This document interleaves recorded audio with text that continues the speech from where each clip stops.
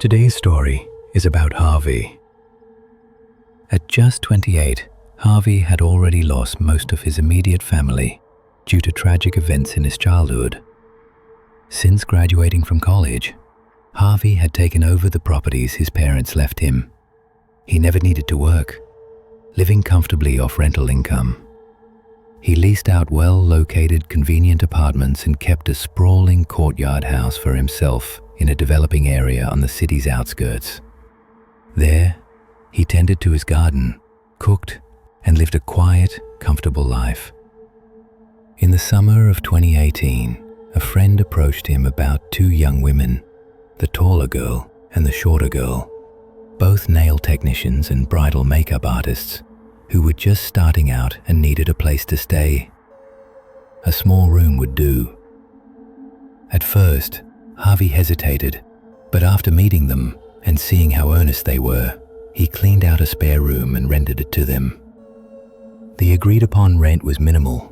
In fact, he almost didn't bother charging them, especially after witnessing how hard the two worked, leaving early and returning late. Eventually, he started inviting them to share meals with him, cooking extra portions so they wouldn't have to worry about food. Over dinner, they'd chat about their business, their customers, the good and bad days. Little by little, Harvey learned about their lives. Then, at some point, things changed.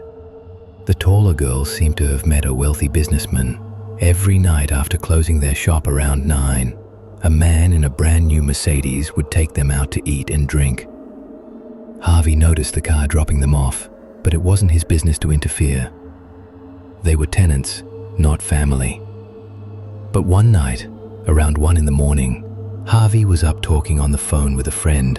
When he got up to grab some water, he glimpsed the girls returning home through the window. The view was partially obscured by his potted plants and flower stands, but he could have sworn there were 3 figures entering the house. How could 3 people live in such a small room? An hour later, just as he was drifting off to sleep, he saw someone standing outside his back window, peering in. The next day, he called the girls.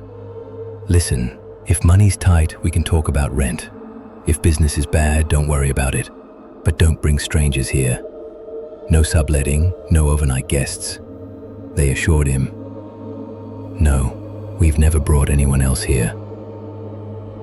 "Thanks for your concern, though." That was the problem. If they just admitted it or explained it was a friend, he wouldn't have been so unsettled. But the lie unnerved him, and the fact that someone had been watching him through his window was that person after him. The following day, he rearranged the plants by the window, clearing a direct line of sight. "If they're bringing someone back, I'll see it. And if they do, well, no hard feelings, but they'll have to leave." That night he waited. The Mercedes pulled up, the 2 girls stepped out, and then a 3rd figure. Harvey froze.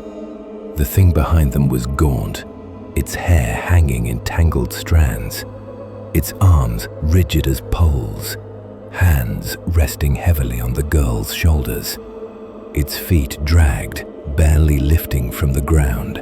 Harvey wasn't a child. He knew what he was seeing. He dropped to the floor, heart pounding. The next morning, Harvey didn't confront them or play the hero by warning them of some supernatural threat. Instead, he calmly told them, "My relatives need this room. You'll have to move out.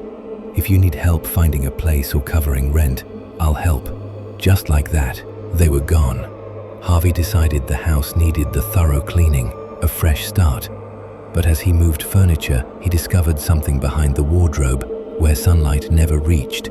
The walls were covered in handprints, footprints, and scattered across the room were long, tangled wigs, fake nails, a lingering foul stench.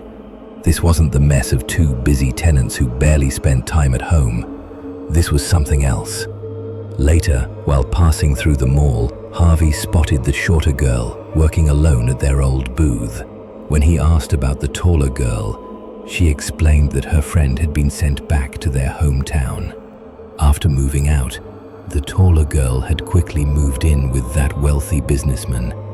She stopped caring about work, fought constantly with her friend, and eventually they split. But then things got worse.